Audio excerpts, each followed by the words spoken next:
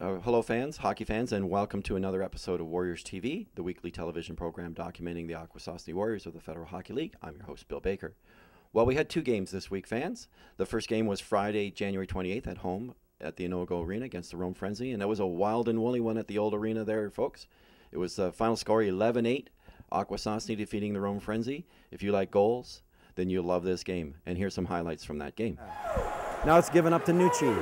Nucci throws it right up the slot to the newcomer, Stacey. Stacey shoots, but that was unsuccessful. Now DeRasp. Good pressure here from Akwesasne.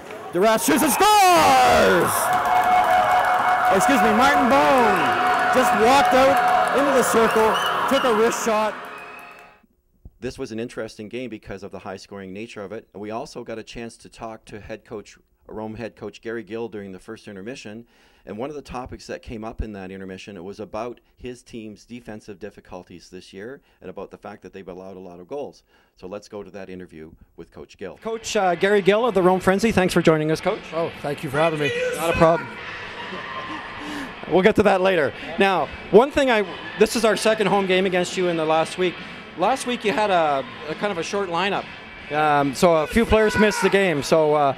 But the final score is 7-4, but you guys played the whole 60 minutes. You must be proud of their effort from last Sunday. Yeah, absolutely. Anytime you come in here, Akwesasne's building, and have to play the first place team with a full bench or especially short, it's tough to handle that. And the boys played well. They hung in there. They battled hard, and a lot of credit go to the boys here. And again, anytime you face the Akwesasne Warriors, you better come prepared to play hockey. Yeah. Now, I'm not sure if you enjoyed that first period as much as the fans, 5-3 after 20 minutes, but if you want offense, you got it tonight. Now, I just want to talk about your coaching history. Now, you coached in Division III hockey.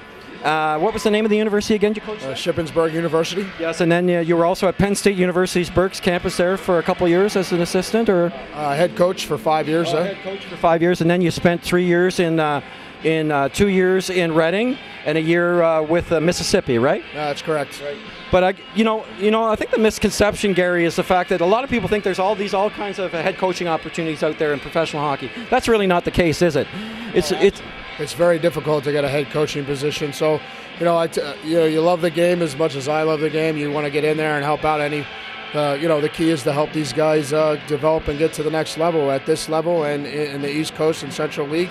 And, it's a strong desire, but the opportunities aren't out there like you think they are. No, I think that's a misconception. Now, give me your impression of the Federal Hockey League. Are you enjoying coaching in the league? What do you think? How do you think the league's done its inaugural season? I think it's fantastic, actually. A lot of people didn't think that this single A league would amount to anything because there's been so many attempts at single A outside of the Southern Pro Hockey League down south, There hasn't been much of a way of something of consistency with good talent, and I think you can look at no matter what team in this league from top to bottom, there are quality players from the top to the bottom in every team in this league. Well, that's great. Now, I want to ask you about one statistic that probably is bothering you. I'm a kind of a Johnny-come-lately. I've only been doing this for the last month, but your goals against. It's kind of been your Achilles heel. You're a good offensive team. As a matter of fact, 2 of your players are in the top 5 in scoring, but you've allowed 217 goals. Can you just give me a brief? I'm sure you don't want to talk a lot about it, but why has that been the case with your team this year? Well, they say goaltending is 90% of your game, and that's absolutely correct. We went through some struggles early on with goaltending, and of late we have our second and third string goaltenders here tonight. And they're doing the best they can, but without your starter, it's hard to be successful. And our defense struggled for a little while there, and that's why we find ourselves at the bottom right now. It's not because we can't score goals. No. We can score the goals. We just can't keep them out of the net right now. Our goaltending has been an Achilles heel, like you said, the entire season. Yeah. Well, I know you want to get back to the room. I just want to ask you one more question, and it's about a certain group of passionate fans here at the Onogo Arena that just happen to find their place behind your bench every week. Now, how do you feel about those fans? Now, I know I've heard other fans say that there's not an issue as long as they don't cross the line and get personal. Do you think they bring something to the game, or what do you think? Well, you know what? I wish we had these fans at our place because that's what they need to be like. Fans across the country need to get behind their team and stand behind them and give the opposing team a hard time. And they don't cross the line. They chirp you pretty good throughout the game, which they're supposed to do, but then they're waving goodbye at the end of the night. But they're supportive of their team, and geez, I really do wish that we had that back at our place. Constant barrage from the fans. You got to love it, though. Well, I'm from this area originally, and I've grown up with the hockey in Cornwall and Ottawa and things like that, and we do have passionate hockey fans in Eastern Ontario and Akwesasne. Well, Coach, I just wanted to thank you for joining us, taking time out from the game, and continue good luck in the Federal Hockey League in your coaching career. Thank you very much. Thanks, Gary. And the second game this week was on Saturday evening, January 29th, once again at home against the second place Thousand Island Privateers. Once again, another spirited affair at the Onogo Arena, and this time the final score was Akwesasne 8 and the Thousand Island Privateers 5.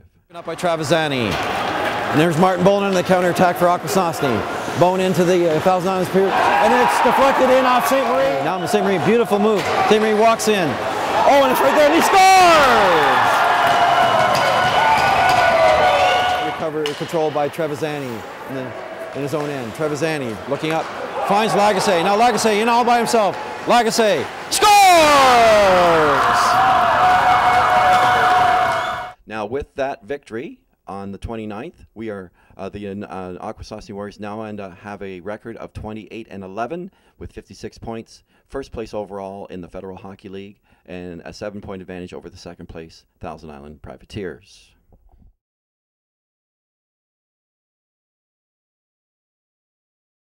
We had an opportunity to talk to young Travis Stacey during the second intermission of Friday night's, or the game on the 28th of January between Rome and the Akwesasne Warriors, and here's our interview with Travis right now. Okay, we're here with Travis Stacey of the Akwesasne Warriors. Now, Travis, I understand this is your very first professional hockey game. Is that right? Yeah, this is my first ever one. All right. So where were you playing before you joined the Akwesasne Warriors, Travis? I was playing with the Gunawaga Condors, junior AAA team. So how are you enjoying your first professional hockey experience here in Akwesasne? Yeah, I like it. The fans are great. The guys are good. You know, we're winning, so I'm having a good time. You had a chance there in the second period for your first ever professional goal. You just missed it there. Yeah, squeezing the stick a little bit in your first pro game?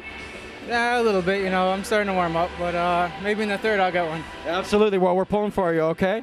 Well, very best of luck in your professional hockey league career. Thanks for joining us, Travis, and best of luck with your pro career. Yeah. All right. Thank you. Well, we'd very much like to thank Travis again for that interview. I guess I should have had a box or a stool to stand on for that interview, as you can see, because Travis is a fairly large young man, and you can see he was quite excited about playing his first pro hockey league game. And as luck would have it, he scored his very first pro hockey goal in the game on the 29th, Saturday evening, the 29th, against the Thousand Island Privateers. So it's a great start to the professional career for our player profile person of the week, Travis Stacey, number 27.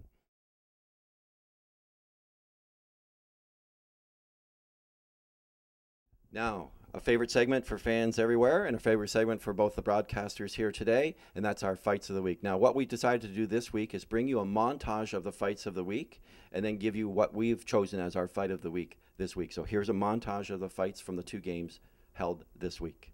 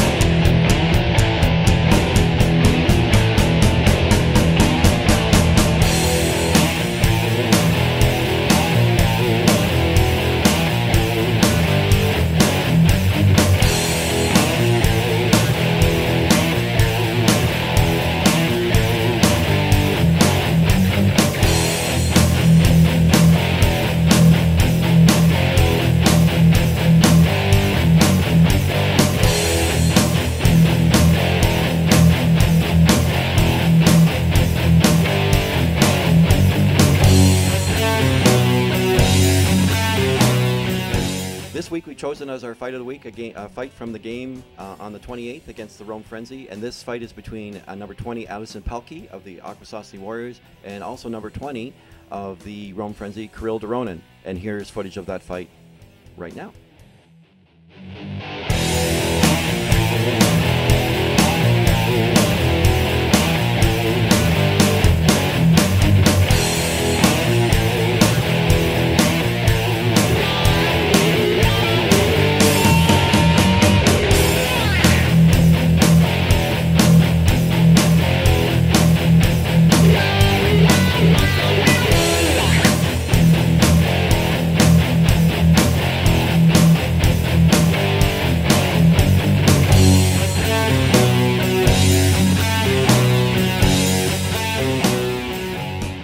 Our next segment, fans, is our hit of the week.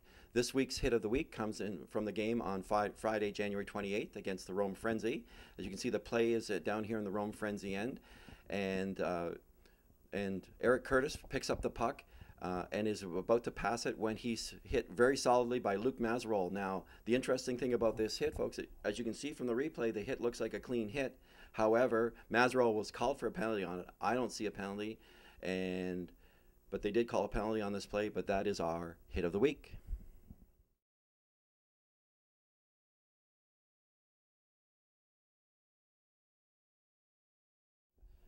And our final segment of the week, and probably the most important segment of the week, this is our fan of the week. This week our fan is 10-year-old Lexi. Now Lexi is not only a fan of the team, she has a role at the games, all the home games. Lexi is one of the puck girls who comes out. She helps clean up the pucks after the pregame warm-up, and she also helps clean up the Chuck-a-Puck pucks.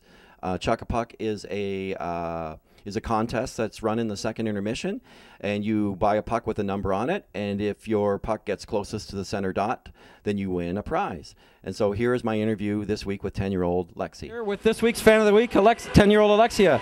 Alexia, what do you like about coming to the hockey game? The fights. You like the fights? Is that all you like, just the fights, or do you like anything else about coming to the hockey games? Nothing else. No, not really. Well, that's good. Honesty's good. So, do you have a favorite hockey player on the Warriors? I have 3. Monfus. Yeah, you like about Mafuz? What do you like about Mr. Mafuz? Because he's my number, and I just like him. Okay.